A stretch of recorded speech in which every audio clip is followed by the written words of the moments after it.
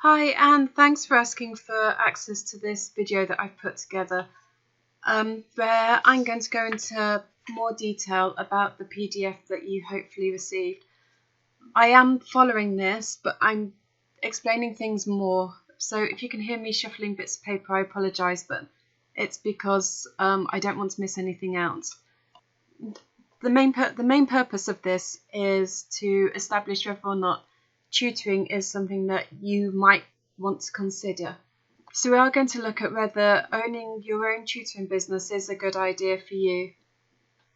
There are loads of reasons why you may want to go into tutoring. For example, it may be the flexibility that it offers with planning your own diary. It may be because you're passionate about supporting children and adults with their education,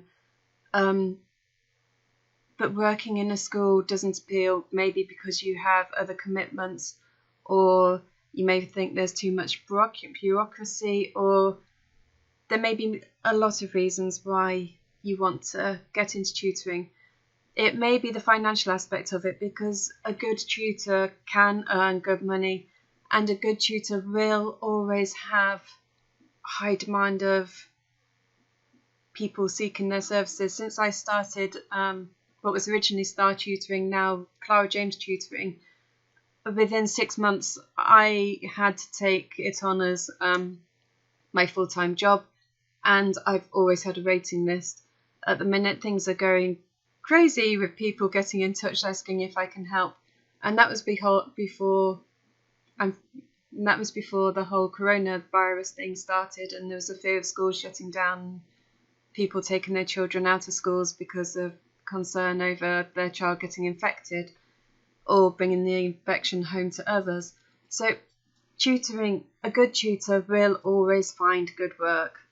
One of the things I found I love as well is the fact that you meet a child for the first time and they are probably going to be apprehensive about having a tutor, because this is someone coming into their own home, potentially, in their own time, and spending time doing something with them that they do not enjoy. And you can see the look of, it goes between devastation and fury, I suppose, that this person is here encroaching in their own time, doing something that they don't want to do.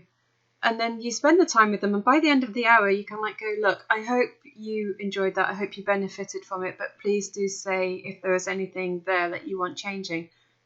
Oh no, it was great. And then you say the same thing to the parents. You kind of say, look, it's always hard the first time you meet someone. You're never really sure what to expect, their level of understanding, etc. So if there is anything that needs changing, please do let me know, and I'm more than happy to do so. And you get the feedback afterwards from the parent, oh no, that was great, they loved it. And you kind of oh, thank you. And then the exams come, and children which have been hoping against hope that they would pass, and they do, and the look of and the feeling of achievement that they feel because they have reached their goal, whether it's a level 6, a level 9, a level 4, a level 5, it's their personal goal, and with your help they've achieved it, and it does make you feel good. So basically what I'm going to present to you in this video is what I've learned over the last 8 years of building up Clara James Tutoring. I'm presuming that you're already confident with the subject that you would want to support. So this is more about the actual tutoring, how you would find tutors, who you'd want to tutor, etc. I hope you find some benefit from it. Any questions, please do pop me an email. My email address is info@clarajamestutoring.co.uk. Okay. Is tutoring the best business opportunity for you right now? Out of all the opportunities out there, why would you consider tutoring? I think for me, a big part of it is the fact that you do get a good income. Your outlay is fairly minimal. If you're going to do a good job of it, then you will have to spend time preparing the lesson, planning the lesson. But depending how you decide to tutor, you may have some expenses with printing and stuff like that, like I do. And we always travel to the families, so therefore we obviously have travel expenses as well. But if you work in a centre, you may have a rent to pay, or if you work in your own home, again, because you're there there physically, you may want to print out resources and stuff to use, prepare resources to use in that lesson. If you're working via the internet, then obviously you're going to have your internet fees. You may pay for platforms such as Zoom or something. But the outlay compared to the income is minimal. And so tutoring is, on the whole, a well-paid job, especially if you have the backing of a known name, or you've got experience in the educational sector and you can kind of promote yourself as having done this or having done that. And so obviously the better you can position yourself, the higher your income is likely to be. And also the more you put yourself out for the family, again, the more they will expect to pay. If you're offering a virtual lesson and the family has to provide their own resources, then obviously you're not going to get paid as much as if you travel to the family, you provide the resources and you create a tailor-made lesson. Another thing I've always found is the flexibility of tutoring. I'm my own boss. I can say to the parents, I'm not going to be able to make it this weekend, or I admit I try not to cancel any more than I necessarily have to. But it's like when I first started with tutoring, my son used to play rugby on a Wednesday evening. So I would never book lessons for a Wednesday evening, so I could always be there to watch him play rugby. Then after being told after an accident, he was told not by the hospital not to play rugby anymore. So he converted to playing football. So then that meant his matches were always on a Sunday morning. So then I scheduled my diary so I never had lessons on a Sunday morning. So it's perfect for being able to fit it in around your own family.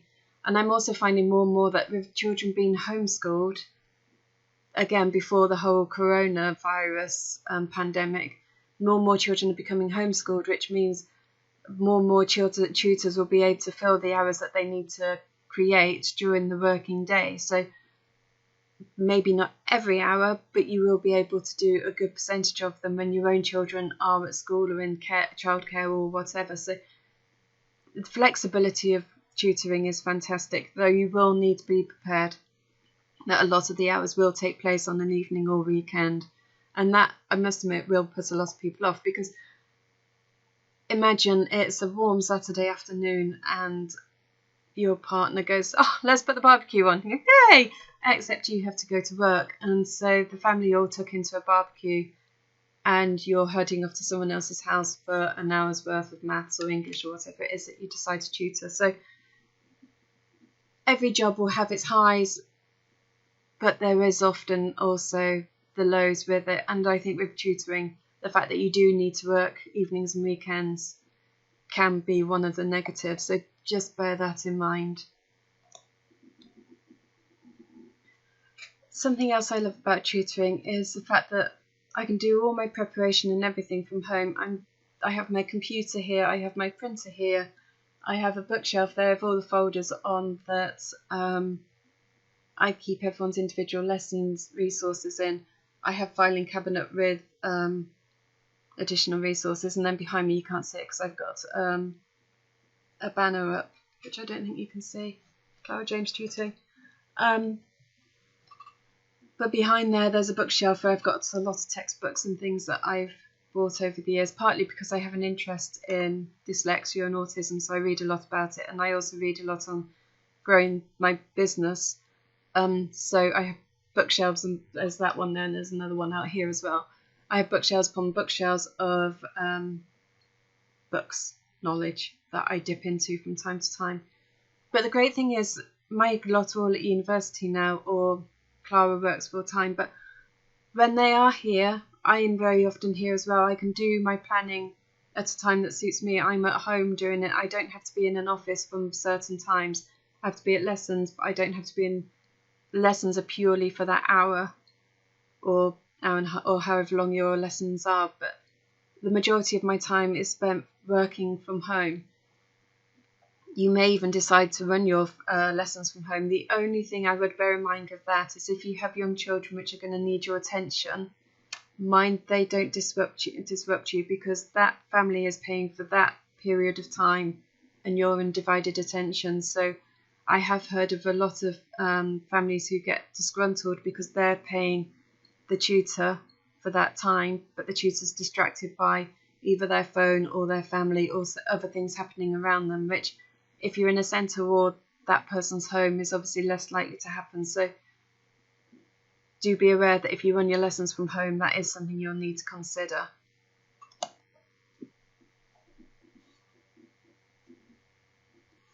One of the things I love most about tutoring is every day I work with someone different. So for example, this morning I've been to a lad who is homeschooled.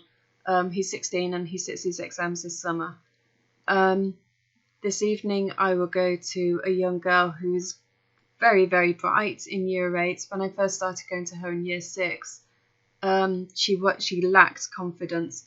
But over the last couple of years I've really seen her confidence grow, but her parents are now wanting to hang on to the tutoring so that when she comes to her GCSEs in a year or two, they already have a tutor in place that they feel confident with.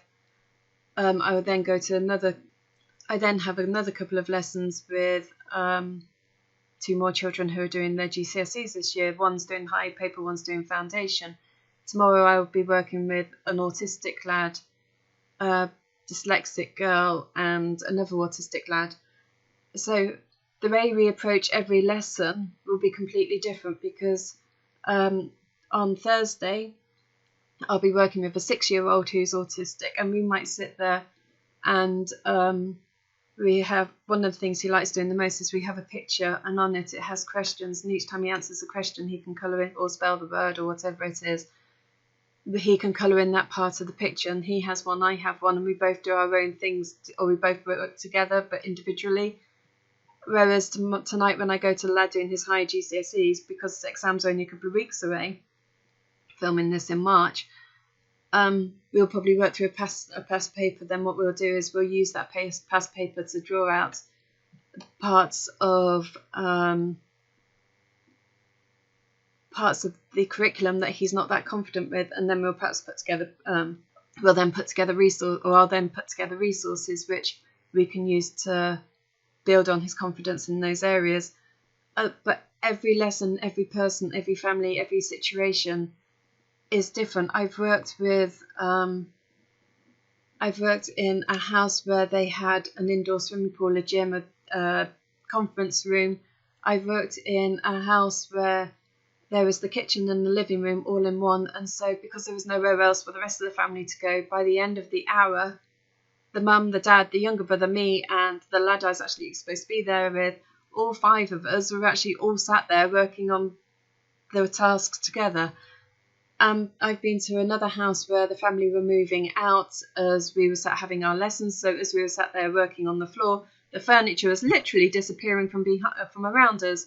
The young 6-year-old I was talking about, he gets really excited, and so you kind of interact with that. And when he cheers, you can yeah. And then, but there's the next child which will be really quiet and calm, and you have to talk accordingly. And it's kind of like much more reassurance and quiet. And then you've got the people that which might want to chit chat as they're working, and there's the others which will 100% focused. Everyone, every day is different. In that respect, I've never had a job which has been able to offer me such variety. And I've had a lot of jobs over the years. I worked in the ambulance control room when I left college. I've worked as a receptionist. I've worked in playgroups. I've worked in schools. I've worked in autism bases. I've worked. I did door-to-door marketing when the kids were little. I have done all sorts. I've worked in the garage forecourt. Not one of the other jobs I've ever had has offered me this sort of variety. And moving on from that, in the same respect, I've never had another job which has offered this sort of creativity. I mean, it might be that we would be doing colouring, like I've already mentioned. We may play snakes and ladders, we may play pairs, we may play a fishing game, we may work through a past paper, we may write a story, we may build a house of cards. The things that we do is so varied and unique, because the way we work it at Clara James is that every lesson is tailor-made to their needs and interests of that child, and we are all individuals, so what inspires you will be different to what inspires me, and how that child learns will be different to how this child learns. So everything we do is different. It's amazing, honestly. There is such a demand for tutors that if you're dedicated to being a good tutor, the opportunities for you are astronomical. And the other thing is, like I've already mentioned, when you start going to someone, you're going because they need help, they need support. And then you go, and over time their confidence increases, and you are given so much appreciation both from the child and the parents, because very often when the parents initially phone you, they're at wit's end because their child is getting so distressed about going to school because they don't get it. The class is moving on at a pace that they can't keep up with, or they get this but they don't get that, and without their understanding of that, then this just isn't growing the strength that it needs to. Or they're fantastic at maths but their English is falling behind, and vice versa.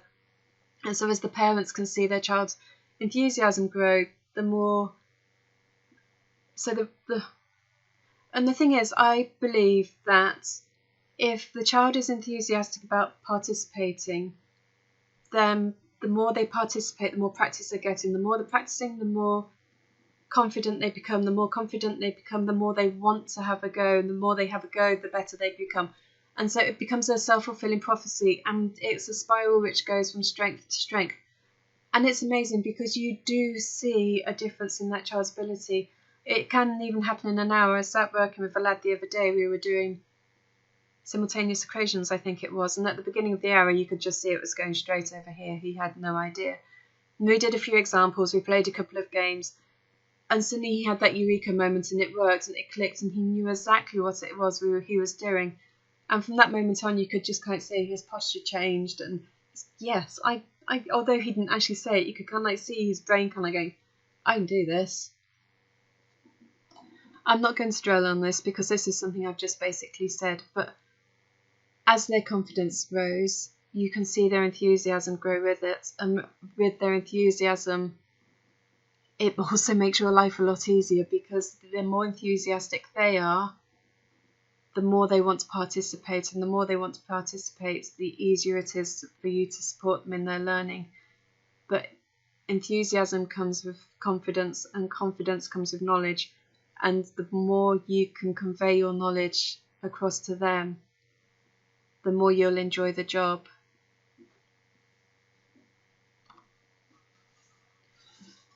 And this support can be life-changing for some. I've worked with children, because we work with an awful lot of children who have some sort of learning difficulty.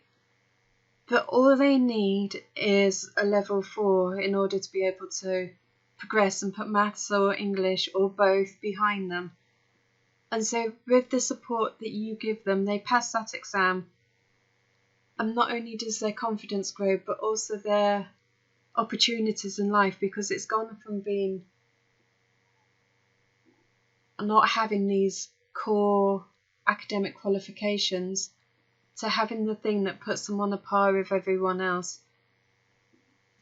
Another example is a few years ago I worked with a lady. She was dyspraxic, and she really struggled through school.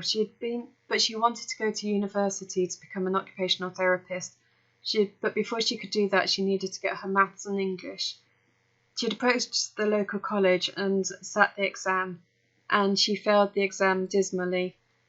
So she said to the college, would they be willing to give her another chance? And the college at first said no, but she fought her corner, and in the end they agreed that they would give her another chance at the end of the summer holidays. She'd taken it initially at the beginning of the summer holidays. And she got in touch, and we worked hard over that summer. She worked very, very hard. She created mind maps, and we played games, and she did worksheets, and she did this and she did that, and she worked. So I've never seen anyone as dedicated as her.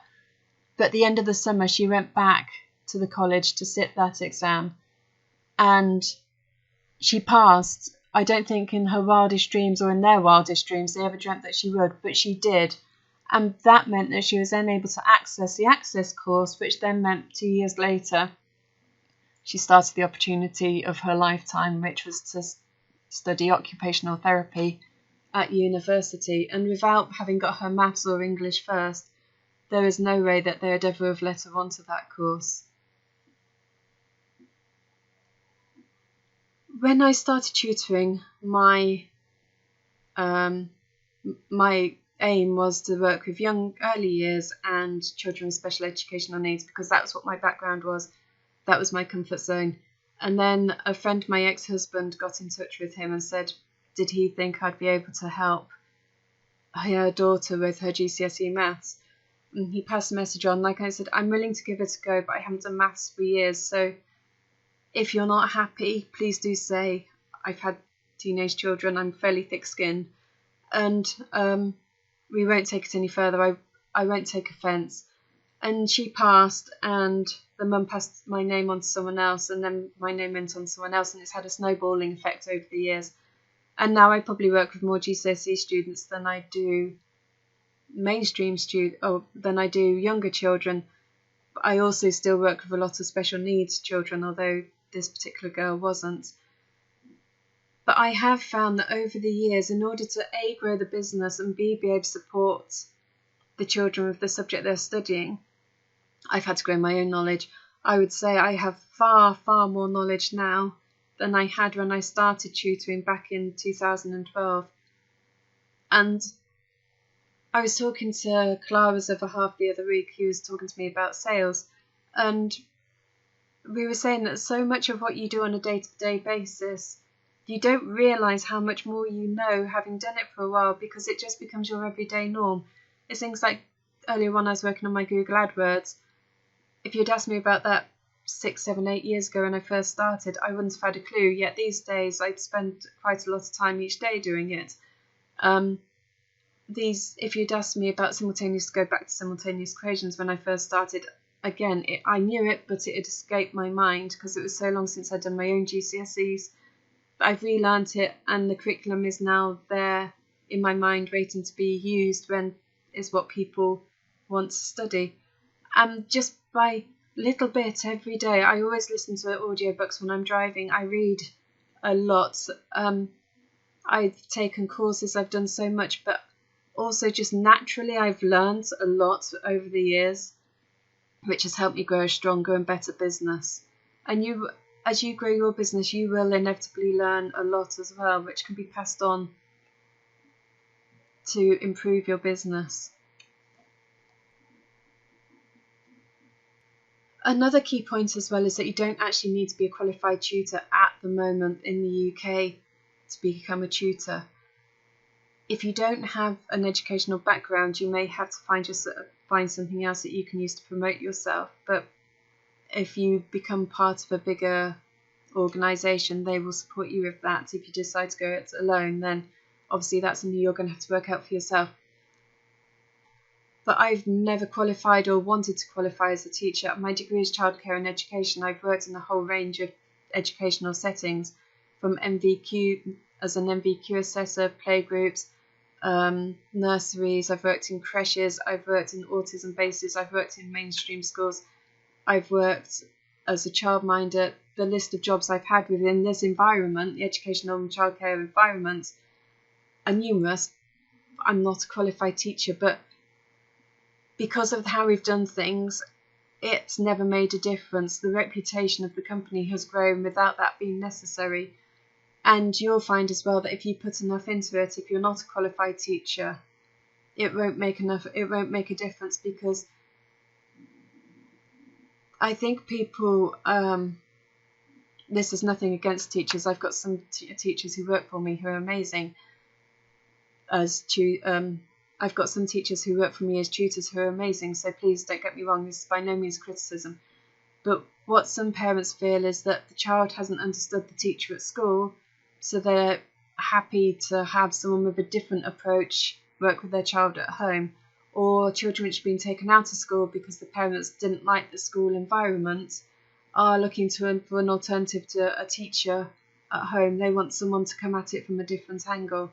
So being a qualified teacher isn't a necessity to stop you, which would stop you from becoming a successful tutor.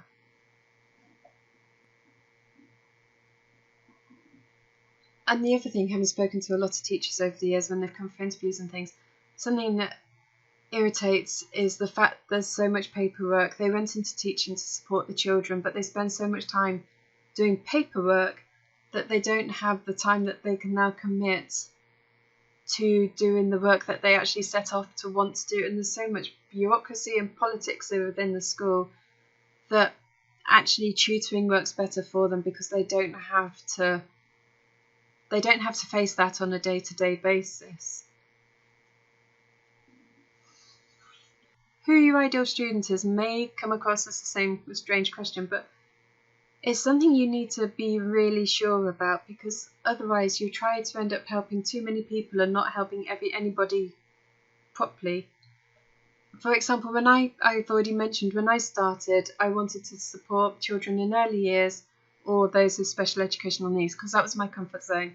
And then, like I say, this girl's mum asked if I could support her daughter with GCSEs, which was fine, but you'll find that the more or help you offer, the more resources you're going to have to create, the more knowledge you're going to have, because how you work with a 5-year-old child is completely different to how you work with an A-level student or a GCSE student, university student, or whoever you decide to tutor. And how you work with a dyslexic child or an autistic child may have an impact on how you support or how you work with the people that you support as well. For example, if you're working with a child with ADHD, they're not going to have the concentration to sit for long periods of time. It's going to have to be much more short, snappy and interactive. Whereas if you're working with a child who is quite intense in their concentration, then again, that's going to impact as well. So it depends very much on who. Think carefully before you go any further about who you want to support, their age, the subject, perhaps even if they're studying for exams, what curriculum is it they're going to be studying. Because again, if you're doing something like English literature, different schools will look at different textbooks. For example, down the road we've got a school which are doing, let me think, an Inspector Calls, Romeo and Juliet, and can't think of the other one, Jekyll and Hyde. Whereas the school 2 minutes that way is doing a Signer for Romeo and Juliet. Nope, sorry, a Signer for Macbeth and A Christmas Carol. The school down, and there's another school in town which is, these two schools are both doing war and conflict for their poetry, whereas there's another one doing love and relationships. So just bear in mind that the more you spread your support, if you like, the more resources you're going to have to know, the more text, if you're doing something like English, the more textbooks you're going to have to have read, the more syllabuses you're going to have to be aware of, etc. So do be aware of that. Be careful. Think carefully about who it is that you actually want to tutor. Where the lessons will take place is another factor. I've already mentioned it a couple of times, but consider if you're going to be working from home, is there somewhere quiet where you can set up? If you're going to be working online, do you have a good internet connection? If you're going to be working in a centre, how much are you going to have to pay for the rent of either the building or your space, or however they allocate it? If you're going to be going to the people's houses, how are you going to travel there? It's again where you work, how is going to make an impact on what you can charge and how you can present your lessons. If you're working online, it's going to be a lot harder to create interactive board games and things. If your approach is much more of a lecturing sort of, like I seem to be doing here today, is much more of a lecture, then online might work perfectly well. So have a think about where your lessons are going to be carried out. But another factor, obviously, is the fact that if you're working on your own home, you've got all your resources to hand. If you're going to someone else's house, you're going to have to be much more organised to make sure you've got all of the resources with you that you're going to need for that lesson. So there is a lot to think about here, but it's worth taking a note of and having a serious think about.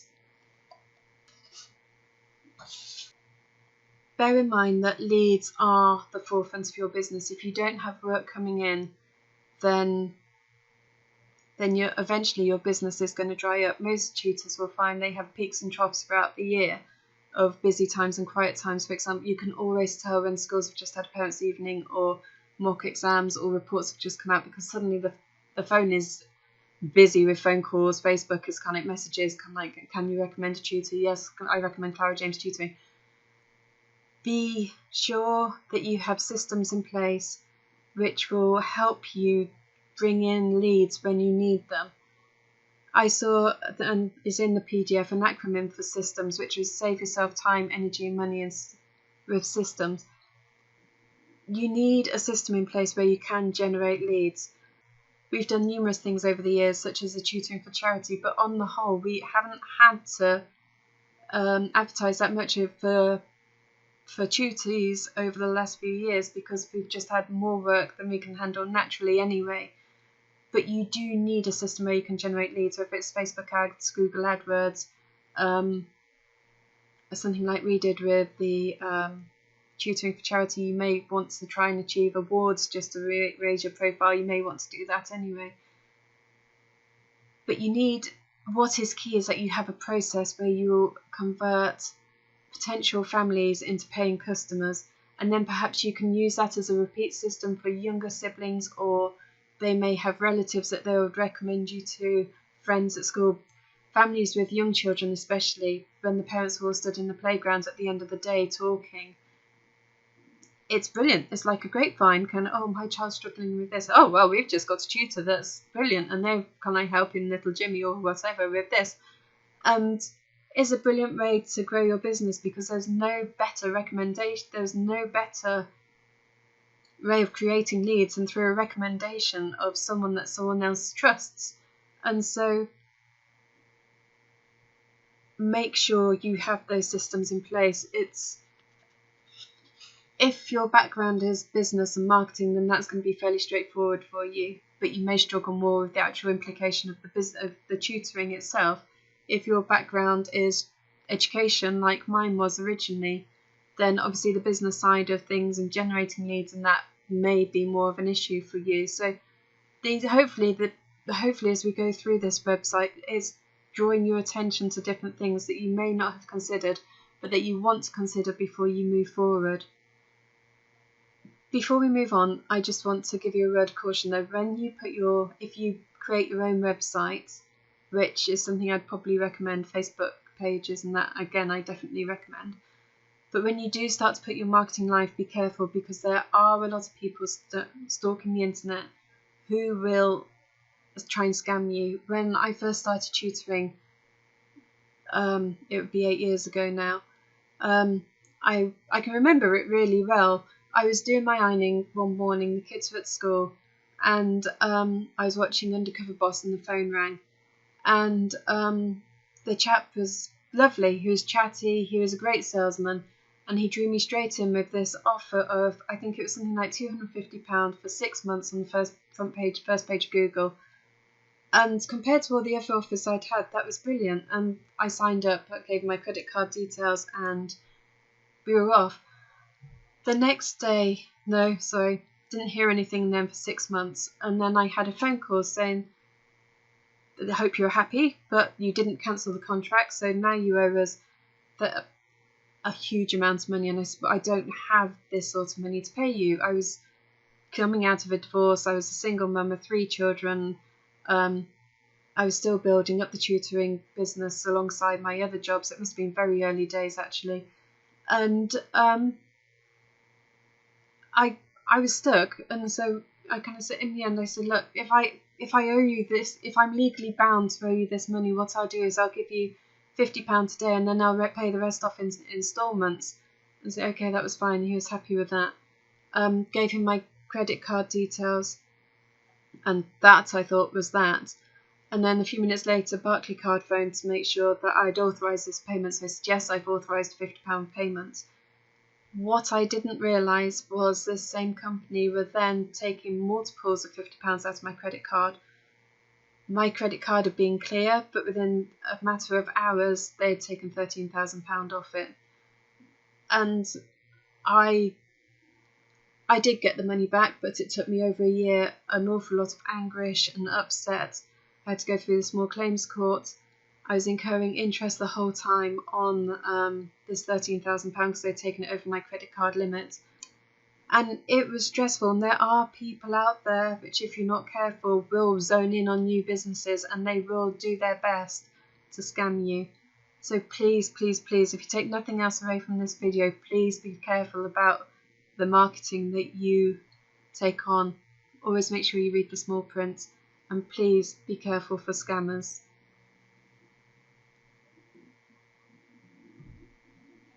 Again, I've touched on this already, but you will know what your strengths and what your weaknesses are, and we all have strengths, we all have weaknesses. Sometimes it's hard to acknowledge either one of them.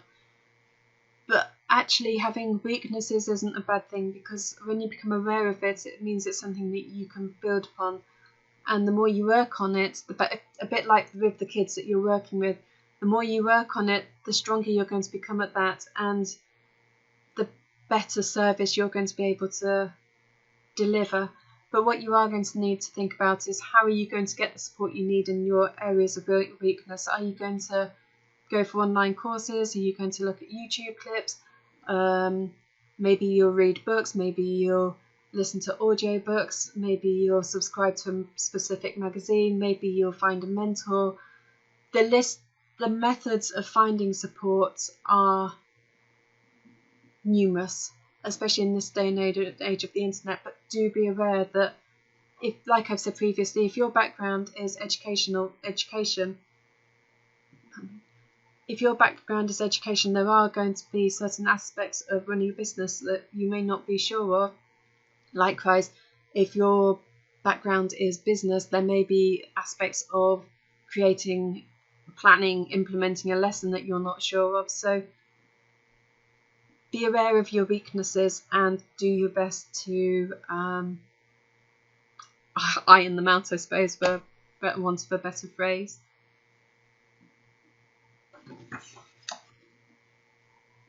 Okay, how can we help? I don't intend this at all to be a sales plug, and I hope you found benefit from the video already up till now, but there are a lot of things you need to consider. Last year, I decided that I wanted to franchise the business because I know that how we do things, it can lead to success. I've had fantastic 8 years tutoring. I know that people do appreciate the way that we support their children. I know that the systems that we have in place work. Our advertising systems, our tutoring systems, it all works. We've had 8 years of testing them out and ironing out those creases. If you are interested in becoming a Clara James Tutoring franchisee to help you start and grow your own tutoring business, please do get in touch for more information. We work with children who are aged between reception and the end of GCSE, or adults who are returning to education. We work with those who are studying for maths and English. We won't accept everyone who applies because our reputation means an awful lot to us. It's taken a lot of hard work to get it this far, and I don't want it ruining by accepting the wrong people on board. We only want people who are genuinely dedicated to becoming successful tutors and offering the very, very best service that they can. It may also be that you get to this, if you did work together and you came on board as a franchisee, that you have more work than you can handle, and like me, you have to take others on to work with you, for you. Again, you would need to be scrupulous about the people that you're willing to accept, because it would be your reputation and our reputation at that stage which would be in jeopardy if the wrong person was taken on. So it does take someone special to be a Clara James franchisee. You will need to be self-motivated and enjoy hard work, because like everything, things which are worth having generally don't come easily. You need to be entrepreneurial, but I'm guessing you probably are anyway if you're looking into starting your own tutoring business, which is why you're watching this video in the first place. Most of these things I'm guessing you are, but you do need to be keen to earn a profit. You do need to be determined to succeed. You do need to be creative, and you do need to be organised. And you do need to be passionate about building confidence and knowledge in maths and English, because your passion will flow to the person that you're working with. You do need to be able to drive, because the way that we do things is that we always travel to the child that we're working with, rather than expecting them to come to us or to come to a tutoring centre. You need to be customer focused.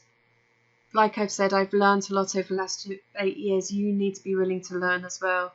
And you also need to be a people person. You need to be able to be willing to listen as well as talk, and talk as well as listen. So you do need to have that kind of like social ability. A couple of months ago, I had a lady that worked for me, and I'd recommended her to a few people. And each one of them, after a period of time, came back to me and said they didn't want to continue. And after the last one got back to me and said they didn't want to continue with her, I approached her and kind of said, look, this has happened again. She goes, you win some, you lose some. If that's your attitude again, please don't take this line of inquiry any further, because we only want people who are 100% dedicated to being the best that they can. They want to learn from the mistakes rather than just brushing them off and denying the fact that there is obviously an issue there. And we've changed systems and things since she was there, so we are, sounds bad, but we dictate an awful lot more about how lessons are carried out, the resources used and things like that. But I promise you that if you do come on board, we will hold your hand every step of the way in order to support you, so that you can build the very, very best tutoring business that you can. If you are interested and want to find out more, please do drop me a line. You've got my email address, either my personal one, which this video will have been sent to you from, or the official one, which is info@clarajamestutoring.co.uk, and I'll pop more details in the post for you straight away. I hope you've benefited, but I hope you've learned something from this video. And if you have any questions at all, please do get in touch. And I look forward to speaking to you soon. Have a great day. Speak to you soon. Take care. Goodbye.